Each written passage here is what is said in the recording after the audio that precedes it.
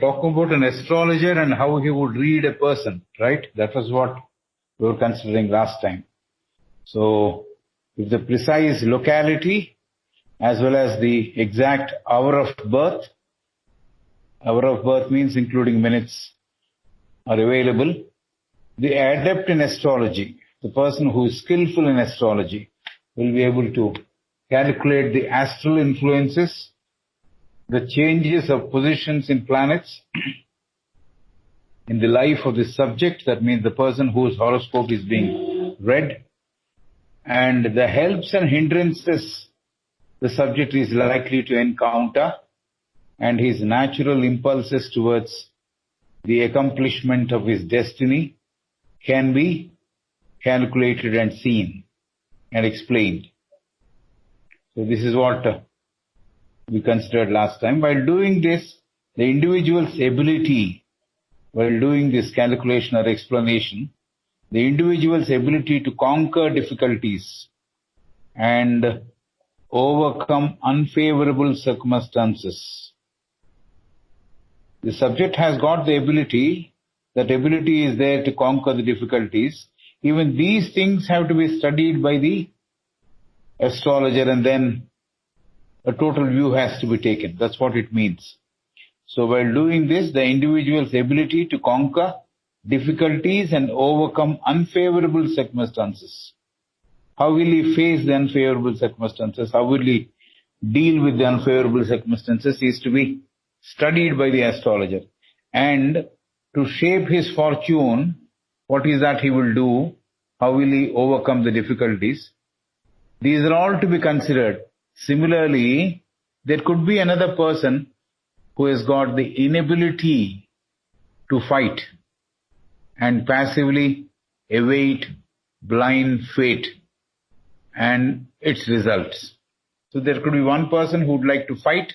There could be another person who is someone who is simply taking it as it comes, not fighting, not going forward to meet the challenges, but passively accepting, awaiting the blind fate.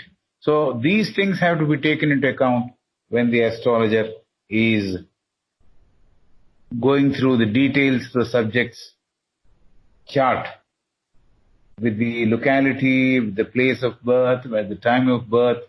What is possible is to calculate the position of the planets at that particular point of time and advise the person as to what he is capable of, and while advising, it is said that the individual's abilities have to be taken into account and the points to be explained. This is what we studied on last Wednesday.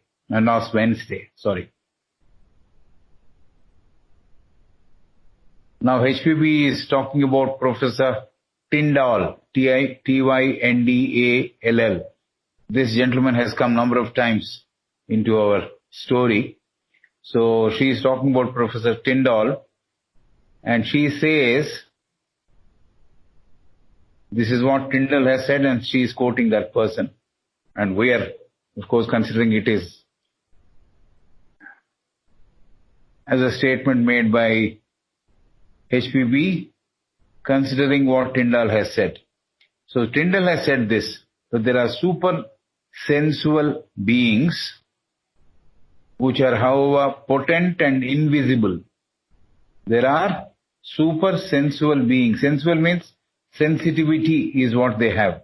It doesn't mean sensual in the ordinary sense of the term which we are understanding. Professor Tyndall says there are super sensual beings whose senses are operating well, which are, however, potent.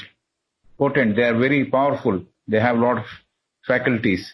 And invisible. Those things are invisible.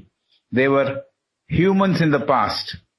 These supersensual beings were humans in the past, perhaps elevated from the ordinary mankind. They retain all humans' passions and appetites and have been given the responsibility to rule and govern the natural phenomena. So Tyndall is talking about a person or persons, group of persons, super sensual beings, people who have advanced from the human kingdom, and they are very potent, means they have all the faculties with them, and they are not to be seen with our human eye. They're invisible. So they were once upon a time humans like us in the past, perhaps elevated from the ordinary mankind. From the ordinary mankind, they have become something super sensual, super ordinary. So they have been elevated from the ordinary mankind. They retain all humans' passions and appetites. So all the passions, all the appetites of human being are still there with them, though they are super sensual beings or super human beings. They still have the passions of a human being, the appetites of a human being. So, but yet they have been given the responsibility to rule and govern the natural phenomena. This is what Professor Tyndall had talked about. So we have moved away from astrology and the personal astrology and all that. Now, Madam is taking us to another subject where she is talking about superhuman or super sensual beings who are potent, all right, they are very potent, however potent, and invisible. We can't see them. So they were humans in the past. And Tyndall says they were humans in the past, perhaps elevated from the ordinary mankind. So they have ceased to be ordinary men now. They have evolved. So they have reached a stage where they have become superhumans or super sensual. So superhuman we are not using in the context of devas. They are much below devas. This is super sensual. That's perhaps the reason why she has used or he has used super sensual beings as a description. So they are elevated from the ordinary mankind. They retain all humans' passions and appetites. So if the human passions and appetites are still with them, they can't anyway be called belonging to Deva kingdom. So they are people who are retaining the passions of the human being and appetites of a human being. So they have been given the responsibility to rule and govern the natural phenomena. That's the type of people whom we see. So Professor Tyndall quotes, you know this name, Euripides, Euripides. Euripides. This is the name of the person. Professor Tyndall quotes Euripides and says that in order to earn reverence and worship, humans are tossed into confusion. This is what Euripides has said. He is a Greek person. So he is saying, and Professor Tyndall is quoting him, and he says that in order to earn reverence and worship, humans are tossed into confusion. Tossed means thrown into confusion. Persons who follow Pythagorean doctrines say that Euripides was not orthodox but heterodox, opposite of orthodox. So Euripides was not orthodox person. He had different connotations, different beliefs. So Professor Tyndall is now quoting, having said that there are supersensual beings who take care of the natural phenomena, govern and take the responsibility to rule and govern the natural phenomena. They have been elevated from the human kingdom and they still retain the human passions and appetites. They are considered supersensual. This is what Tyndall had introduced as that particular group. Now Professor Tyndall is quoting Euripides, Euripides, that's the name of the person, the Greek name. And he says that in order to earn, Euripides is saying this, in order to earn reverence and worship, humans are tossed into confusion. So if they come out of the confusion unscathed, their reverence goes up, the name about what they have, it goes up. That perhaps is the reason why they have been thrown into confusion. Persons who follow Pythagorean doctrines, means doctrines propounded by Pythagoras, they say that Euripides was not orthodox. He was not someone who was going by conservative or proven methods of orthodox nature, but heterodox means the opposite of orthodox. He was someone who was always thinking in terms of something different, not the usual way which people who are used to think in orthodox way, in a conservative way. He's a different person that way. Euripides was not orthodox, but heterodox. So therefore, Professor Tyndall, using his quotation to support his argument, is not worth considering, says HPB. What did Tyndall say? Tyndall said that there is a group of people who have evolved from the human beings. They have been given the responsibility of governing the natural phenomena, and they have still retained the passions and appetites of human being. They are super sensual beings, is what Professor Tyndall said. But having said that, he went and quoted Euripides. And Euripides, Pythagoreans say, he was not an orthodox man. He is a heterodox man, somebody who would speak his mind, and it may not exactly follow the orthodox or the conservative principles. He was talking something on his own. So Pythagorean people, they said, Euripides was not orthodox and heterodox. So therefore, because he is heterodox, and Tyndall shouldn't perhaps have quoted him, is what the feeling of the author. Professor Tyndall, using his quotation to support his argument. What is that argument? That theory of people elevating from human kingdom and ruling the natural phenomena.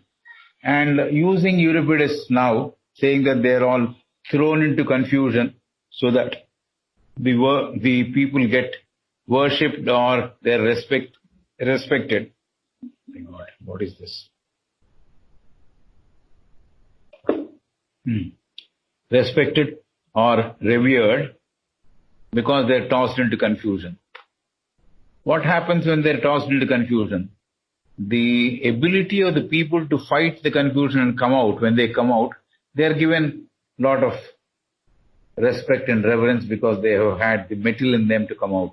Perhaps that was the reason what Euripides said. But Pythagoreans, having described Euripides as not an orthodox person, so Madam HPB says there's no point in accepting what the quotation Mr. Tyndall has used to support his argument, his statement of somebody going up from the human kingdom and becoming in charge of the natural phenomena, responsibility taken for governing the natural phenomena. So this out of place, this Euripides quotation is out of place, is what HPB is saying. Right. Then we go to the next item which Madam is suggesting, HPB is suggesting, the Kabbalists, the ancient as well as medievals. The Kabbalists, that is the Jews, the ancient as well as medievals. Medievals meaning people who belong to the Middle Ages, not the ancient one. After that, after the time has passed and there are some people who have started accepting certain theories of the ancients. So they are all people who are called medievals, of Middle Ages. They agreed on that subject of human spirit as a whole. So both the ancient Kabbalists as well as medieval Kabbalists, or the Middle Age, people belonging to the Middle Age, those Kabbalists, they agreed on that subject of human spirits as a whole. There are minor differences though. So both of them, the medieval Kabbalists and the ancient Kabbalists, they did agree that the human spirits as a whole are existing. Maybe there are small differences here and there. This is what she is saying. Ancients, Neoplatonists, that is people who followed Platonic philosophy, much later, they were called Neoplatonists. The ancient Neoplatonists, they were of the opinion that the luminous body, which is called Agoides, Augeides, Agoides. This is the description, or the meaning of that is luminous body. Augoeides. We have come across this word also number of times in the past, but she has used it again. The time she uses it, she has a feeling that we know about it quite well. But anyway, I'm giving the meaning every time it is the word is being used.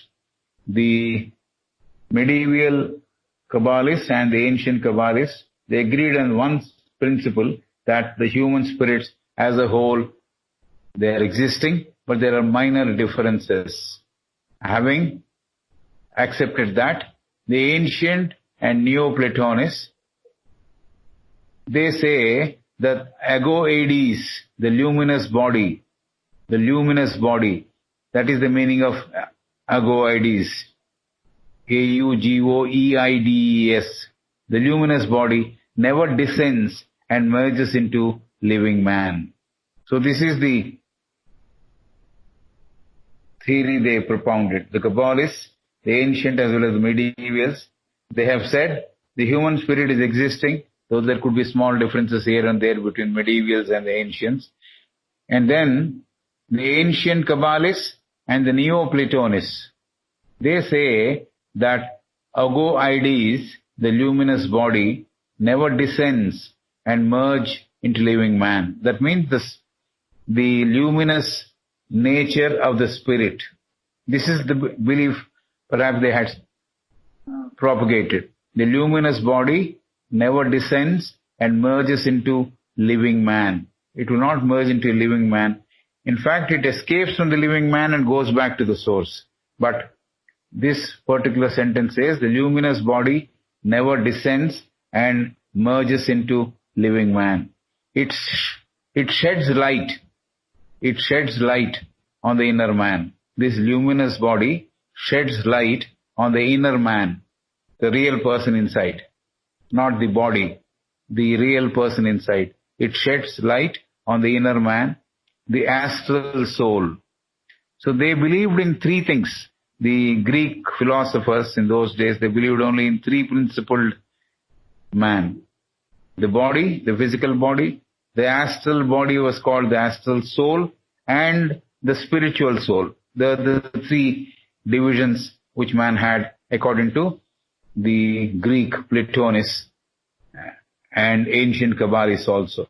So this luminous body, they said it never descends and merges into the living man, but it sheds light on the inner man, that is the astral soul. The astral soul gets illumination through the ego-aides, the luminous body. So it sheds light on the inner man, the astral soul. The inner man, the real sense of the term is, actually we will talk about normal circumstances, the soul, the indestructible soul. But this astral soul will get destroyed. Astral body gets destroyed. They are only talking about this particular luminous body giving inputs or light on the inner man, which is the astral soul, the astral body. So they have called it soul. I am using the word body.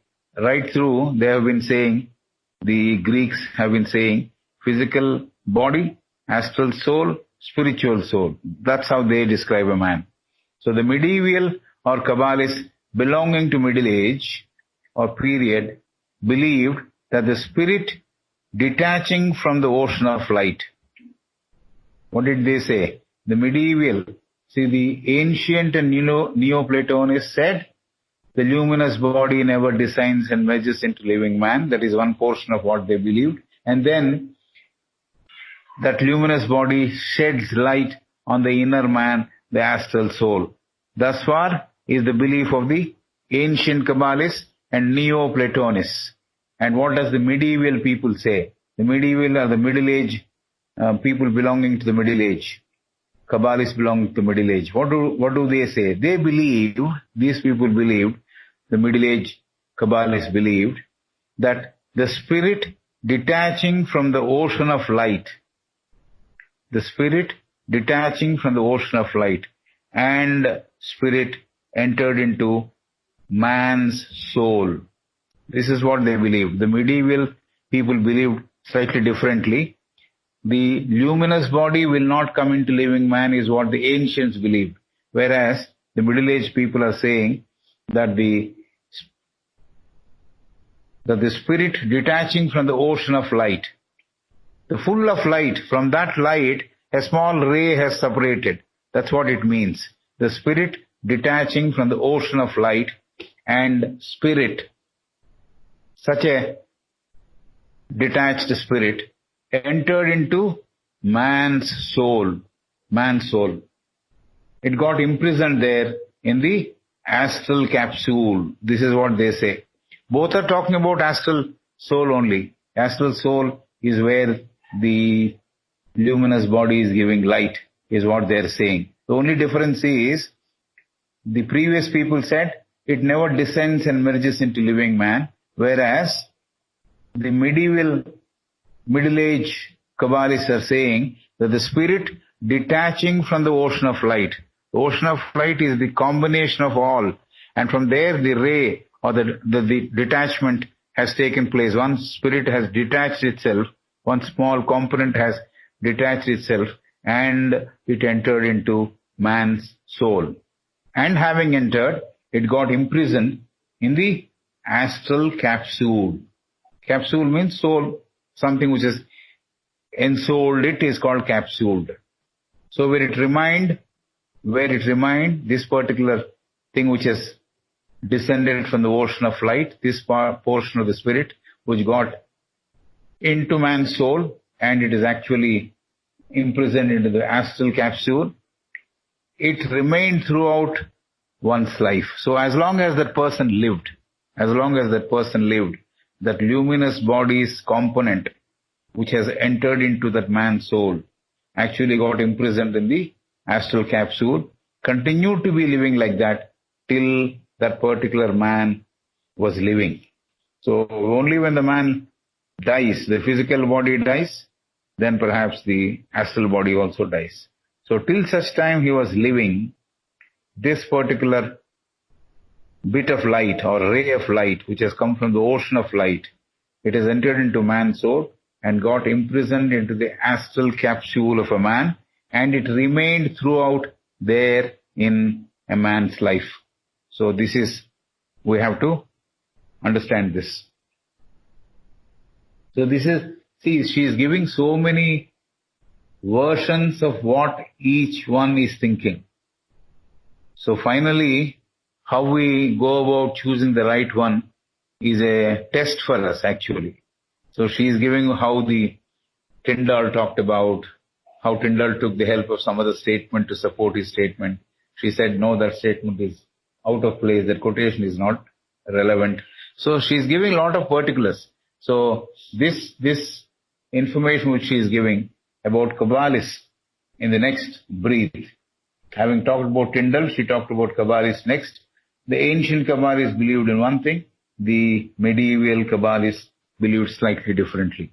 The ancients believed, or Neoplatonists believed, that ago-eides, A-E-G-O-E-I-D-E-S, ago-eides, the luminous body, never descends and merges into living man. That's their belief, the ancients' belief.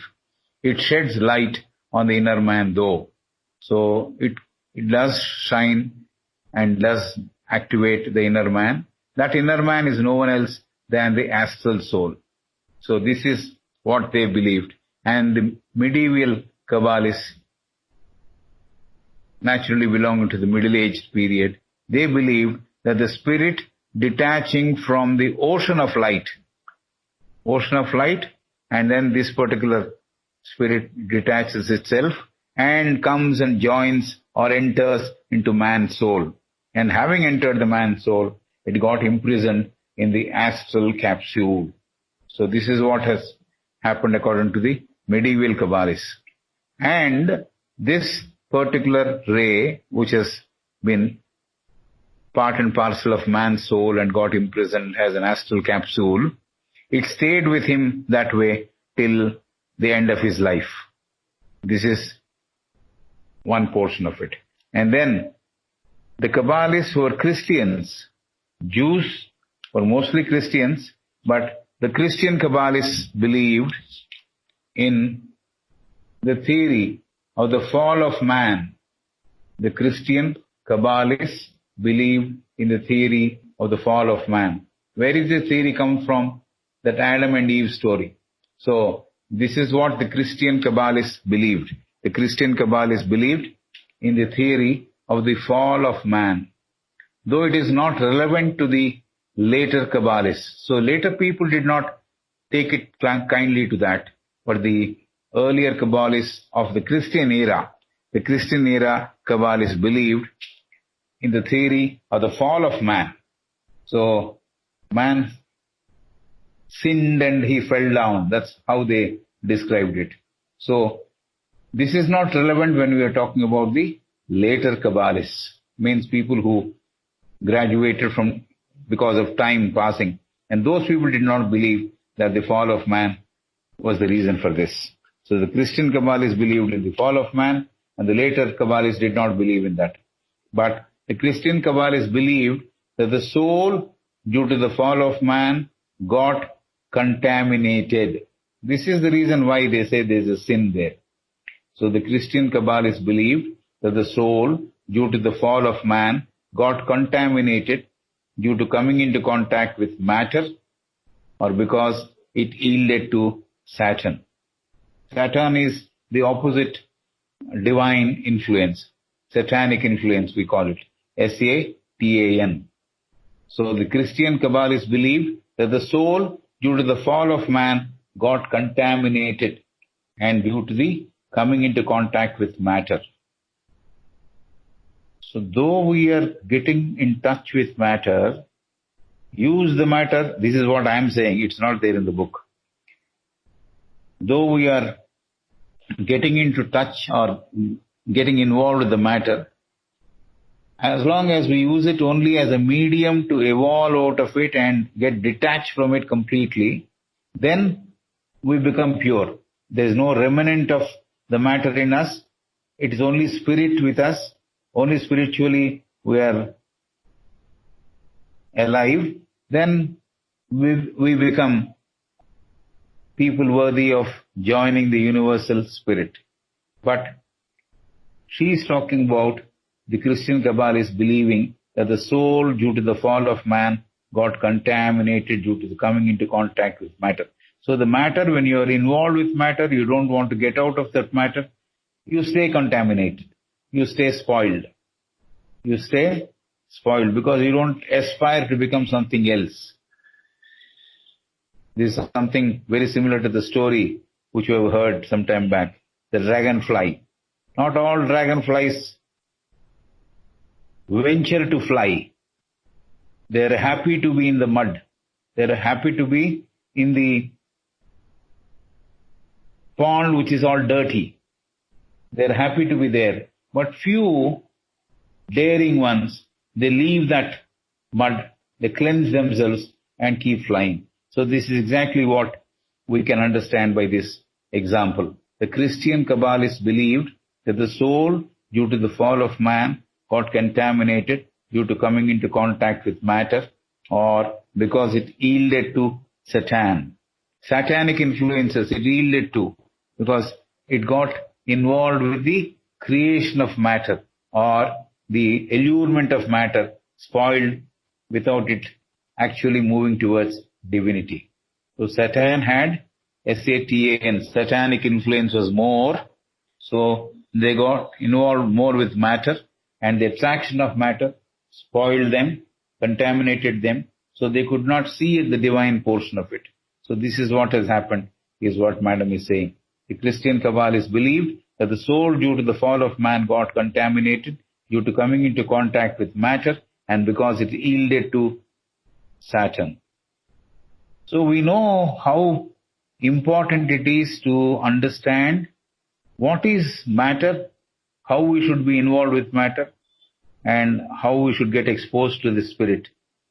Matter to be used only to the extent that it is useful as a ship or a boat which we use to cross the river. That's all. Beyond that, there is no purpose. So this is something which we have to learn out of this particular statement of Madame Blavatsky, where she is saying the spirit got contaminated, the man got contaminated by coming into contact with matter and yielded to the influence of Satan, which is getting into the quagmire of matter and matter's attractions. So they believed the soul has to purify itself. The Christian Kabbalists believed that the soul has to purify itself before the day of reckoning. What is the day of reckoning? Each person who passes away, his spirit faces the ultimate, or faces the person who is taking judgment on that day. So they believe the soul has to purify itself before the day of reckoning, before it appears before the eternal. Before it appears before the eternal. So the soul has to become pure. It cannot have any contact with matter. Content of matter should not be a component of the purified spirit. So the Christian Kabbalists believed that the soul has to purify itself completely before the day of reckoning, before it appears before the eternal. So the eternal looks at them. At that point of time, they should be completely pure. They believed that the soul imprisoned in the capsule of the astral soul is like a drop of water covered by a gelatin capsule. They believed, same Christian Kabbalists believed, that the soul imprisoned in the capsule of astral soul is like a drop of water covered by a gelatin capsule. Gelatin is a substance which is made out of animal fat. That's what it is called, gelatin. So normally there are some people who don't take capsules because it is made of, the capsule cover is made of the fat related to the animals. Okay, that's a by the side information, not very important. But the Christian Kabbalists believe that the spirit which got detached from the ocean of light, imprisoned in the capsule of astral soul, is like a drop of water covered by a gelatin capsule. When the gelatin gets dissolved, because it's a substance which is very thin, all right, but it holds the essence of it. So when the gelatin gets dissolved, not involved.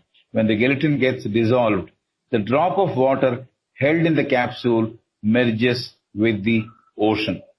So the first drop of water we have to imagine is covered by a capsule. It is made of gelatin. Gelatin, that's the spelling. Most of you know it, but I'm just saying in case people mistake it for gelatining. This is gelatin, gelatin capsule. This gelatin capsule gets dissolved and the drop of water held in the capsule merges with the ocean. So the individual existence ceases from that moment. So when the astral soul dies, that means the astral soul dies. So what remains next? Perhaps in our terminology, the lower mental remains. If that drops down, then he goes and settles down in the higher mental or Devachanic plane. That is what we know. So let us see what the Christian Kabbalists are saying. So gelatin capsule where the drop of water got imprisoned, which is the soul imprisoned in the capsule of astral soul. When the gelatin is dissolved, the drop of water held in the capsule merges with the ocean. That means the gelatin is no longer there holding the water. So the drop of water joins or merges with the ocean. So the individual existence ceases from that moment. So that's where the individual life comes to an end, is what the Christian Kabbalists were talking about. The capsule getting destroyed, the spirit returns to its source or origin. This is what it means. The capsule having got destroyed, the spirit returns to its source or origin. The individuality ceases and is no longer applicable. The individuality, because it is no longer held by the capsule, is a separate entity. The gelatin having got dissolved and the content of the capsule having got merged with the rest of the ocean, so the individuality ceases to exist and is gone completely, and no longer the individuality is relevant, is what the Christian Kabbalists believed. Then HPB says same thing. The same thing holds good for the spirit. The astral soul, as I told you, the body, the astral soul, and the spiritual soul. They're the three components of a Greek description of a man. The composition of man, or constitution of man, according to the Greeks, the old Greeks, is made of three divisions only. The body, the astral soul, and the spiritual soul. Then, having said what happened to the astral soul that got merged into the sea of light, they no longer the individuality exists. Now she says, the same thing holds good for the spirit. Spirit is covered by a plastic mediator. Spirit is covered by a plastic mediator. That is the soul. Spiritual soul, we call it, no? So the same thing holds good for the spirit. Spirit is covered by a plastic mediator. Don't imagine plastic is a hard plastic or something which we cannot break and things like that. It's a very, very thin variety of plastic. So the soul is made of that sort of a thin plastic, very, very thin plastic sheet. So the same thing holds good for the spirit. The spirit is covered by a plastic mediator, means a medium. The soul, it is so fine, so fine, that the matter has extended plasticity. The matter has extended plasticity. It means it is expansive also. Not only thin, it is expansive also. Means it can cover the whole ether. That is the source of the soul, of the spirit. So the same thing holds good for the spirit. Spirit is covered by a plastic mediator or medium. The soul, it is so fine, so very fine, that the matter has extended plasticity. Yes, human eyes cannot see this material. Human eyes cannot see this material. We also say this in the translation of the version which we hear after the Bharat Samaj Puja. We say, Mansukanna Tellanadi. All that we say, isn't it? We cannot see, we can only perceive. Those who have perception, they can perceive. Nobody can take a smell of it, nobody can touch it, nobody can see that light, all that we talk about. So here now, human eyes cannot see the material, and if that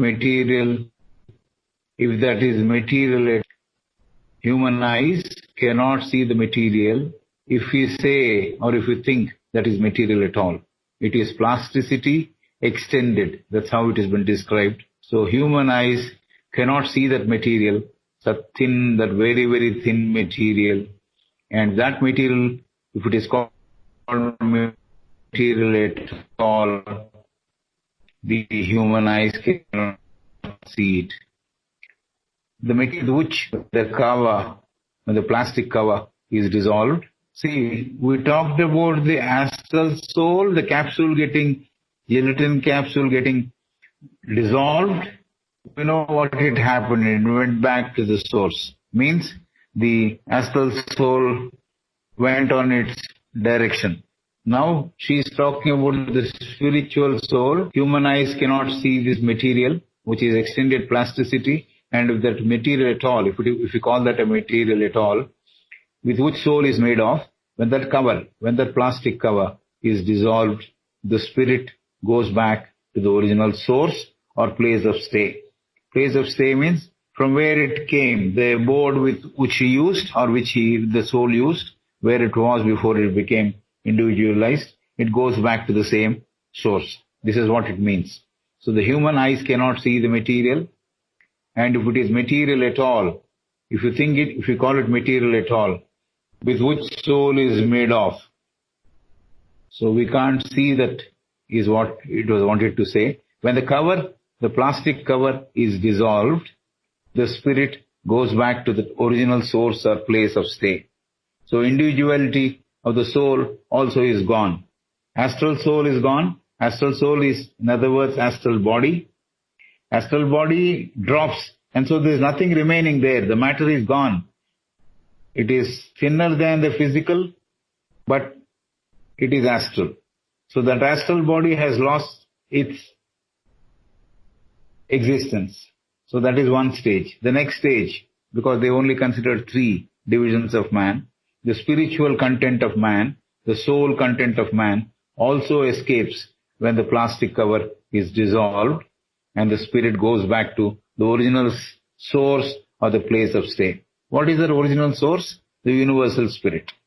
So that's where it would go back and stay. That's what the Christian Kabbalists talked about. Individuality of the soul by this method is gone. The astral soul also disappeared. Now the individual soul, because the plasticity, extended plasticity is dissolved, it is no longer there, and it went back to, or it is traveling back to the original source, the universal spirit. That is the place of stay or the place of permanent residence for that soul. Individuality of the soul, this way is gone. So it gets attached to the spirit again, the universal spirit again.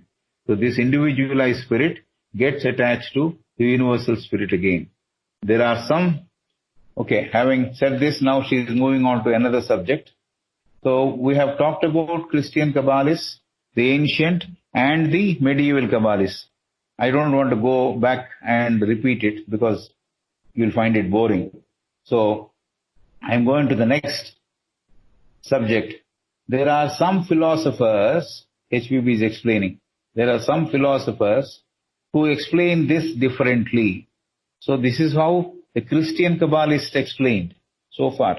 The astral soul disappearing, the spiritual soul disappearing, the individuality going back and getting dropped, and the soul getting back to the original universal spirit. That is the description given by the Christian Kabbalists. Now she is talking about another set of philosophers. There are some philosophers who explain this differently. She didn't call by any name, but she says like this. There are some other philosophers who explain this differently. They differentiated between soul and spirit. They differentiated between soul and spirit. They recognized the astral capsule or body which receives the rays emanating from the shining one. So the same thing, the Greek philosophers, they believed in the physical body, the astral soul, and the spiritual soul. So the same thing has been carried forward, but slightly differently, I guess. That's what Madam is saying. There are some philosophers who explain this differently. They differentiated between soul and the spirit. They recognize the astral capsule or body which receives the rays emanating from the shining one. So this capsule, astral capsule, receives the ray emanating from the shining one. In fact, even the physical body, even everything which is related to a man, it is the ever-shining light or the ever-shining principle which is giving life to it and giving form to it. So this group of philosophers are talking. They recognize, means this group recognize the astral capsule or body which receives the rays emanating from the shining one. Before going forward, see, this is what the philosophers are saying. The different set of philosophers are saying. So before going forward, what does theosophy say about the individualized soul? What does theosophy say about the individualized soul? This individualized soul is part of the universal soul. This is what theosophy is talking about. The individualized soul, not astral soul. It is talking about the spiritual soul. The individualized soul, or if you like it, you call it spiritual soul, is part of the universal soul.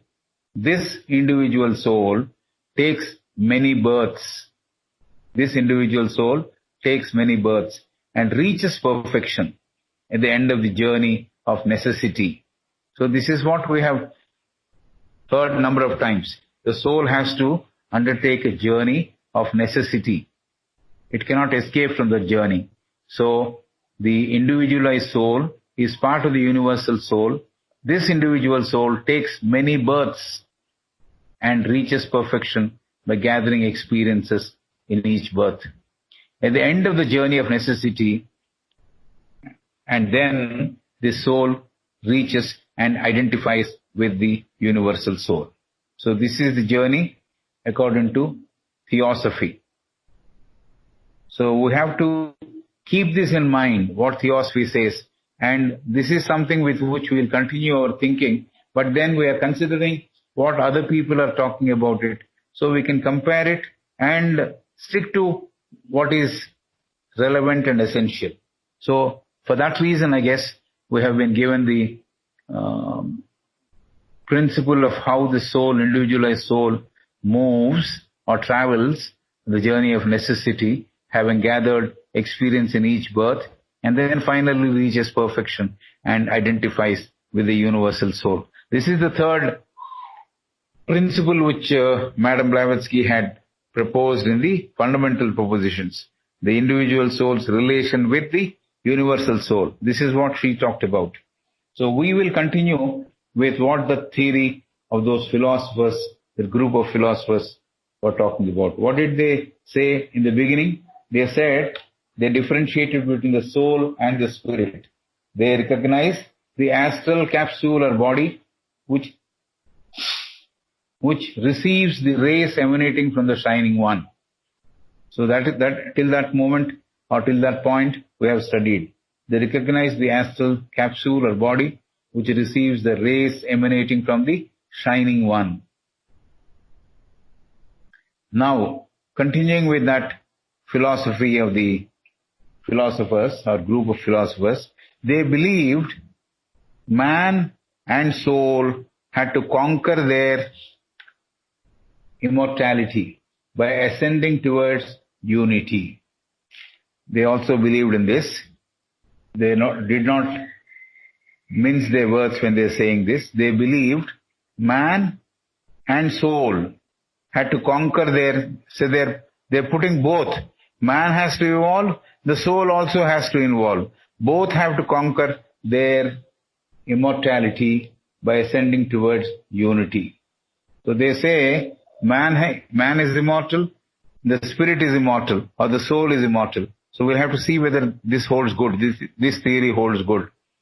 The group of philosophers have not been named by any particular name as such. But then we have what they believed, that theory is given to us there. So they differentiate between the soul and the spirit, and they recognize the astral capsule or body which receives the rays emanating from the shining one. And the next progress we are making as far as that theory goes is they believed man and soul had to conquer their immortality by ascending towards unity. By climbing towards unity, they should become immortal. That's what it means. If successful in its attempt, they're linked with you. They're linked. The progress of man after death. See, man cannot be immortal. Man has got the components which are mortal. But those philosophers believed man also can ascend, the spirit also can ascend, the soul also can ascend and reach immortality and get merged with the unity or the universal soul. So if successful in its attempt, they are linked to the unity. But the progress of man after death depends on the spirit soul, not on body. The progress depends on the spirit soul and the astral soul. So astral soul, the physical body and all those things which are impermanent, they fall away. This is what we have learnt.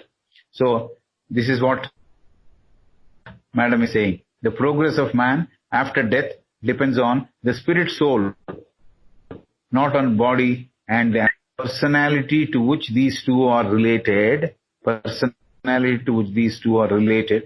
body and astral soul, cannot have in them immortal essence. So we know what is personality, isn't it? In the theosophical parlance, we have personality and the ego. Ego is something which is permanent, always there. The Atma, Buddhi, Manas. The personality is the lower four: the physical body, the etheric double, the astral body, and the lower mental. These are the four which will fall away. The physical body, the etheric double, the astral body. They have been calling it astral soul, all these Greek philosophers.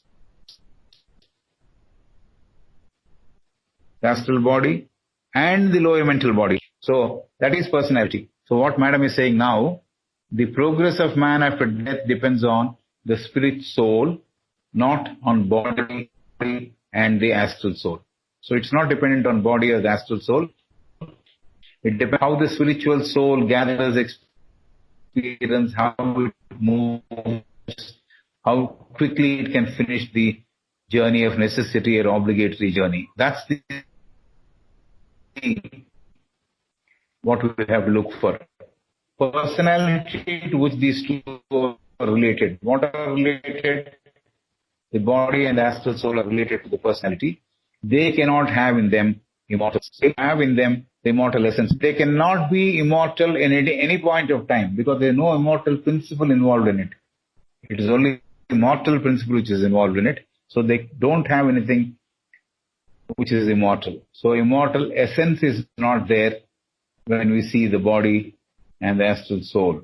So this is what Madam is suggesting. Personality to which these two are related. What are those two related? The body and the astral soul.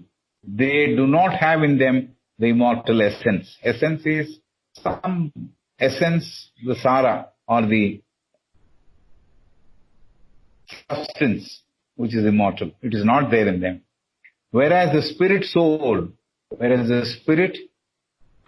soul is immortal and eternal. Whereas the spirit soul is immortal and eternal per se. Per se means you have to take it that way. That is how it means, almost very sure. The spirit soul is immortal and eternal per se. In case of criminals, listen to this very carefully. The astral soul and the body cannot have the immortal essence is well taken. We have understood that. Whereas the spirit soul or spiritual soul is immortal and eternal per se. This is also understood. The personality is something which goes. The immortal essence is something which continues. It is eternal. We have understood this. She is talking about something else. In case of criminals who are beyond redemption, means incorrigible fellows. We can't see that they can become better individuals. So she says, in case of criminals who are beyond redemption, when the silver shining thread or cord which is linked with the spirit, so there is a link which is formed with the spirit, and there is a silver cord which is connecting the person and the soul. So when the shining silver thread or cord which is linked to the spirit soul, from the time of the birth of the child, so this criminal who is beyond redemption, from the time he is born, that silver cord has appeared. The silver cord existed. So what is she saying? In case of criminals who are beyond redemption, when the shining silver thread or cord which is linked with the spirit soul, from the time of the birth of the child. Birth of the child means any birth of the child this happens, but she is talking about the criminal who is beyond redemption. But in his case, what happens? When this link is violently snapped, and the disembodied entity is left to share the fate of a lower animal. This is the fate.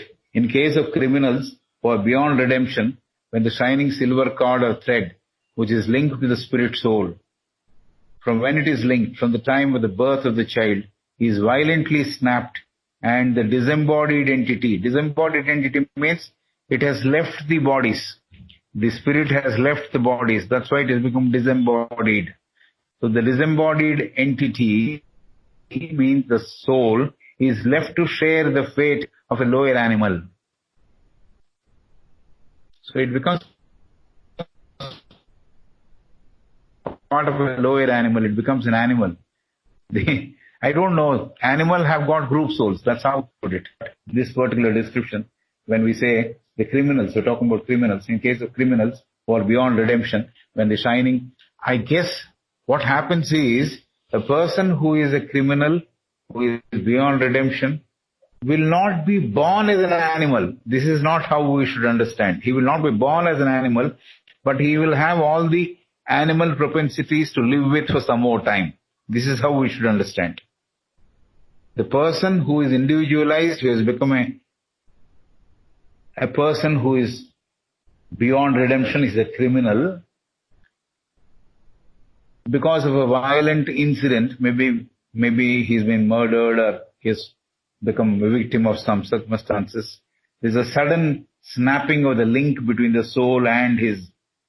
So when that particular link is snapped suddenly, violently snapped, that means it should be only by violent death it goes that way.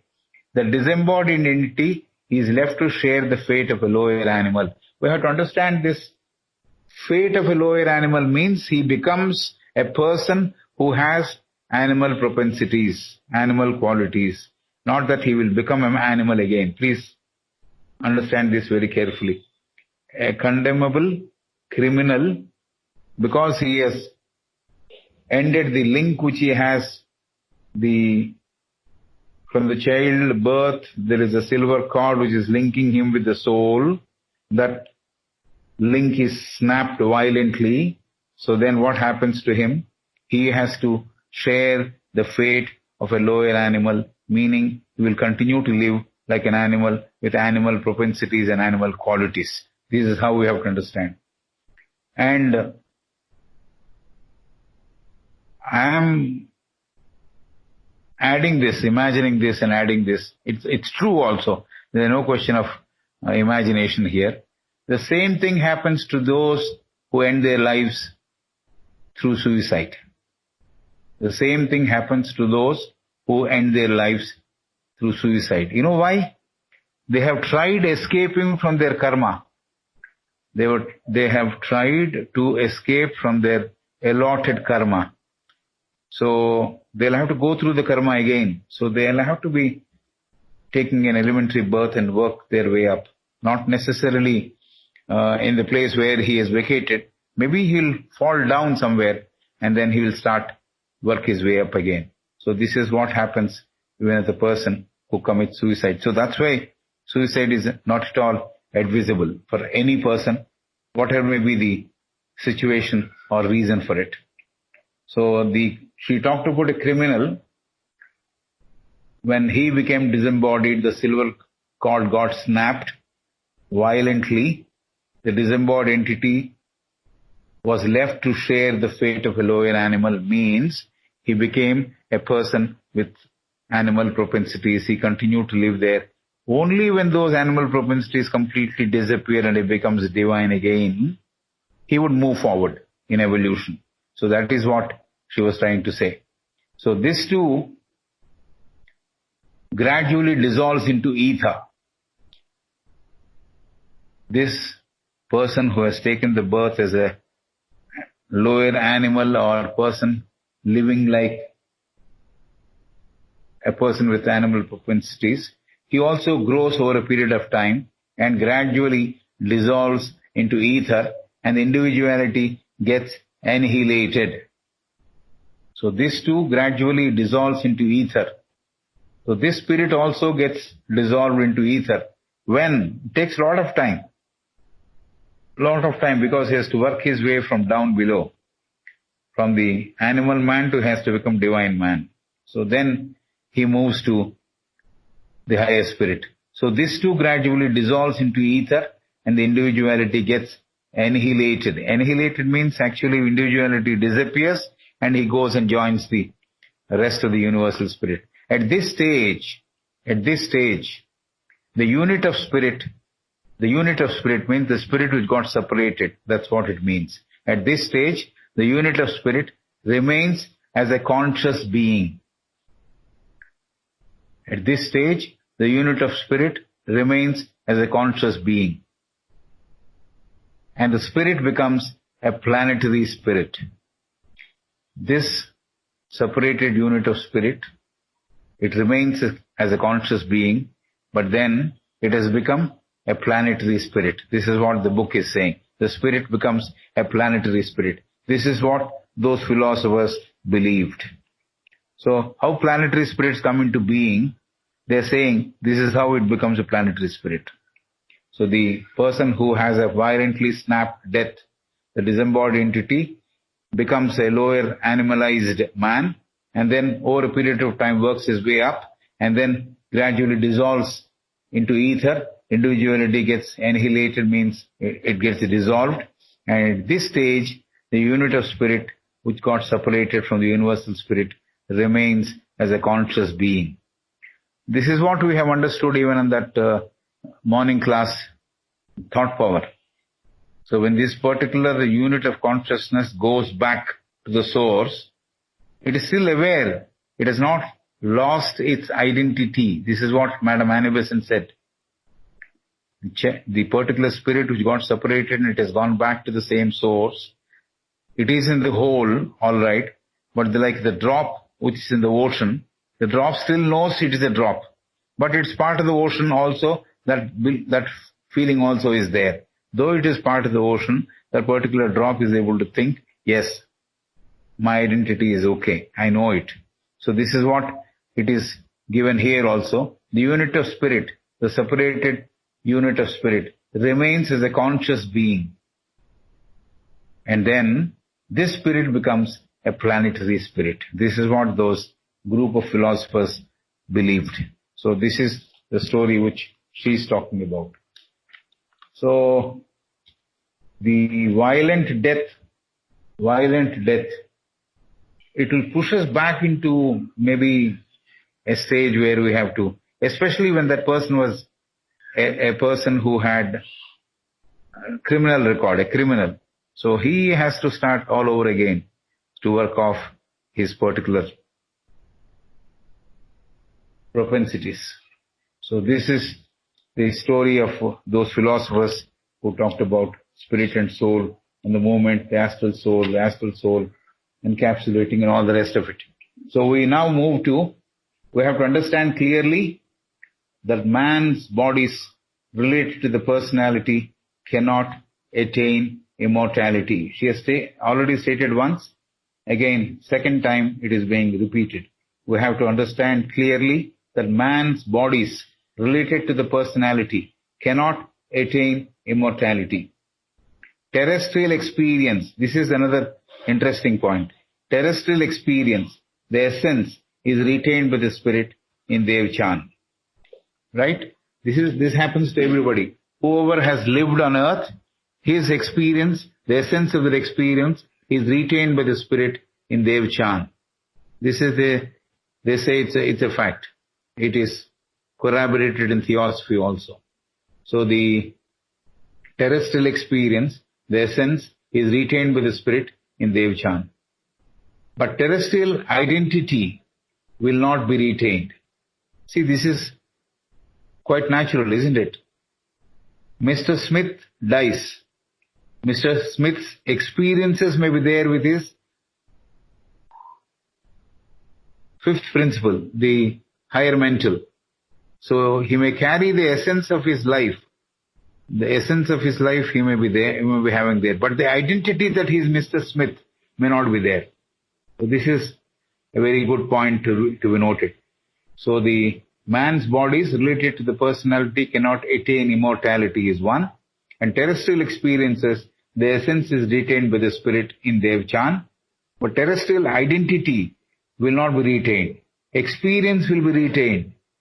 Experience of the soul. Soul has no name, right? The Devchanic spirit, the higher mind, it has no name. In fact, the name is gone from the day the physical body is down. Because in the mantras which people chant, they no longer call him by name, they call him by name Pretatma. I'm sure most of you must have heard this name. In the mantras, when they chant, they say Pretatma. They don't even refer to the name's name, so and so and so, and belonging to the so and so, etc., etc. The Pretatma. That means one which has become a Preta. So, terrestrial identity is not there, which will not be retained, but the experience is retained by the spirit. Spirit will not retain Mr. Smith's name, but experiences are retained. This is a point which we need to remember. We have studied this all right, but then another occasion for us to remember, and remember for good. The experience of the person, the essence of the person's terrestrial life may be there, but the name of the person or identity of the person saying he belonged to so and so and so, he was the husband of so and so and so, or he is the son of so and so, that may not be there. That identity will not be there. So it is when there is a sudden snapping of the silver cord. This is another extension of the particular theory which we just read now. The experience is retained, identity is not retained. The extension of that is what we're going to see now. When there is a sudden snapping of the silver cord, that terrestrial experience also will not get destroyed. Will get destroyed. When the sudden snapping of the silver cord takes place, normally terrestrial experience is gathered, isn't it? Gathered and retained by the higher mind. That's what happens in the normal course. But she is saying something very different, which we have to take note of.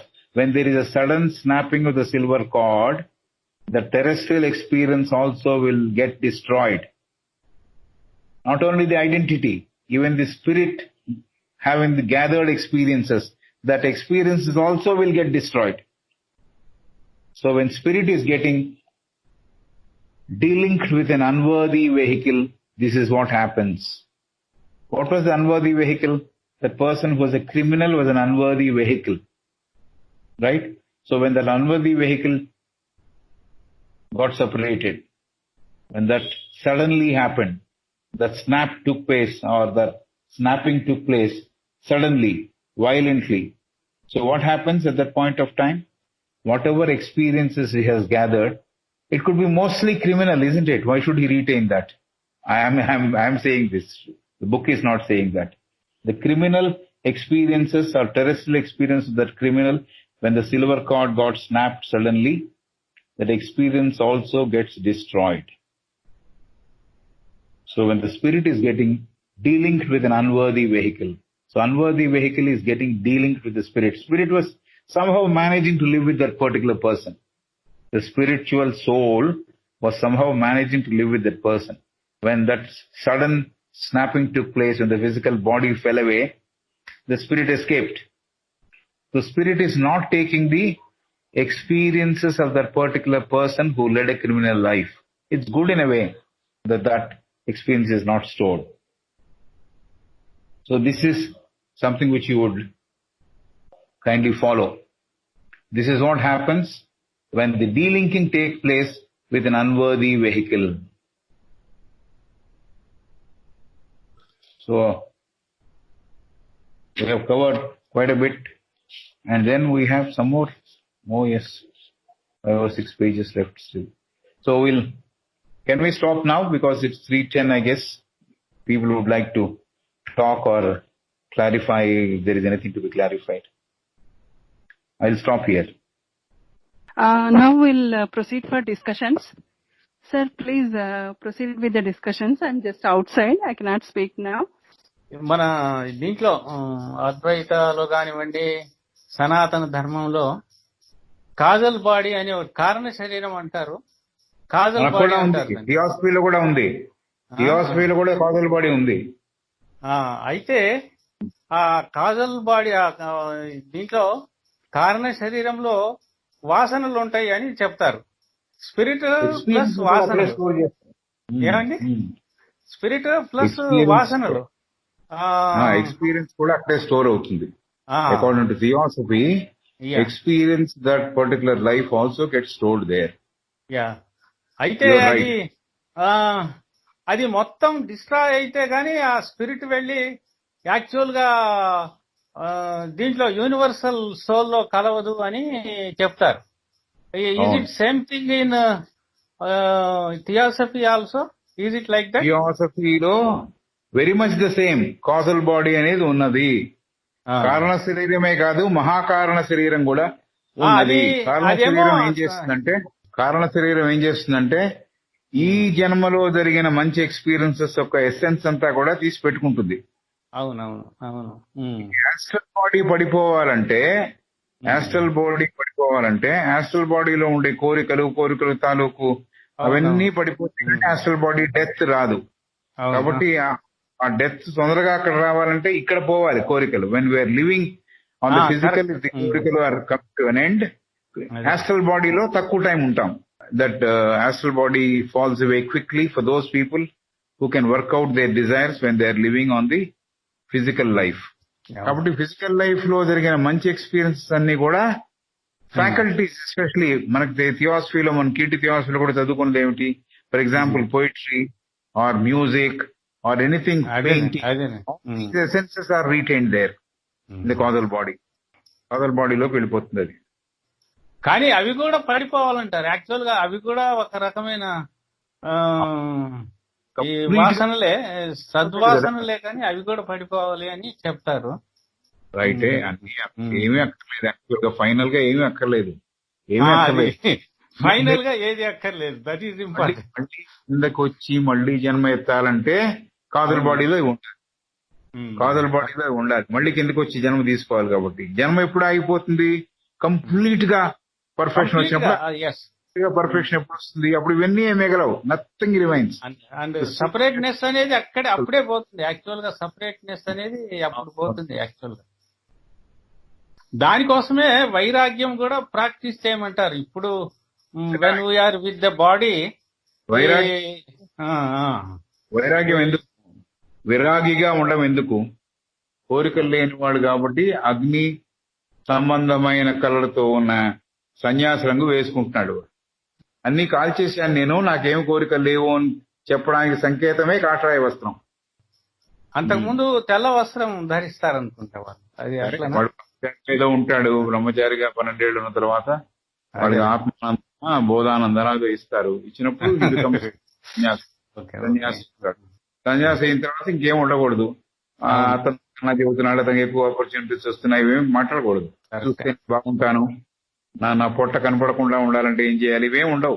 So lot of parallels are there between this philosophy and our సనాతన ధర్మం. It is other way round.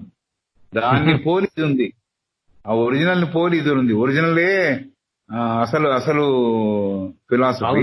దాన్ని Buddhist ఫిలాసఫీలో అదే ఉంది, సనాతన ధర్మంలో కూడా అదే ఉంది.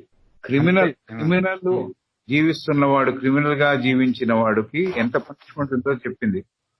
సడన్ గా కనుక అతని లైఫ్ ఎండ్ అవుతే, డీలింక్ అయిపోయిన తర్వాత, ఆ బాడీ డీలింక్ అయిపోయిన తర్వాత spirit escapes. Okay, it escapes all right from the body. But A experience వాడికి జ్ఞాపకం ఉండదు. ఈవెన్ ఏదైనా కొద్దిగా మంచి పని చేసినా కూడా అది కూడా జ్ఞాపకం ఉండదు అన్నట్టుగా చెబుతోంది. Entire experiences that person who has led a criminal life will not be recorded. So he becomes, when he takes birth again, he becomes a person with animal propensities, animal గుణములతో ఉన్నవాడిగా పుడతాడు మళ్ళీ అని. అక్కడి నుంచి వర్కౌట్ చేయాలి మళ్ళీ. మరలా మొదటి నుంచి చేయాల్సి వస్తుంది వాడు. అంతే కదా. అందుకే రీబర్త్స్ అనేవి ఇన్ని ఎక్కువ అవుతా ఉంటాయి. దాంట్లో ఉన్న వాళ్ళు ఇంకా బయట పడలేరు ఎప్పుడు అని చెప్తారు. ఈ లోపల అంటే దీంట్లో ఈ మెటీరియలిస్టిక్ వరల్డ్ లో ఉండే వాళ్ళు ఎప్పటికీ కూడా బయటపడలేరని చెప్తారు. అదే కంటిన్యూ అవుతా ఉంటుంది. స్వార్థం కూడా అవును. దాంట్లో ఇరుక్కుని ఉంటాడు, ఇంక బయటికి రాడు. వాడు మ్యాటర్ లోంచి బయటపడిపోవాలి. ఇంకా వాడు బయటపడలేడు, ఇంకా ఎప్పటికీ బయటపడలే. కానీ ఎప్పటికో ఒక రోజుకి మరలా వైరాగ్యం ద్వారానే బయటకు వస్తాడని చెప్తారు. ఆ, ఏ రోజుకైనా సరే వైరాగ్యం ఒకటే తనని బయటికి తీసుకెళ్తుంది అనేది చెప్తారు. అసలు వీటి మీద ఆసక్తి కలగటానికే కారణం వైరాగ్యం అని చెప్తారు యాక్చువల్ గా. ఇవి వింటూ ఉంటే ఈ వైరాగ్యంతోని వివేకం కూడా కొంతవరకు తోడైతే గాని ఈ మార్గంలో నడవటానికి వీలు పడదు. సార్ ఇప్పటి పరిస్థితుల్లో మనకి వైరాగ్యం మనకి తెలియకుండానే వస్తుందేమో అనిపిస్తుంది. ఈ కోవిడ్ తోని అట్లనే వచ్చేట్లు చూడబోతే అందరికి ఉత్సాహం తగ్గిపోయి వైరాగ్యం వచ్చేస్తుంది. అందుకే వచ్చిందేమో అని నాకు ఒక్కోసారి డౌట్ వస్తుంది. ఈ కోవిడ్ రావటం అందరికి వైరాగ్యం, మాస్ గా వైరాగ్యం నేర్పించడానికి అని నాకు అనిపిస్తుంది.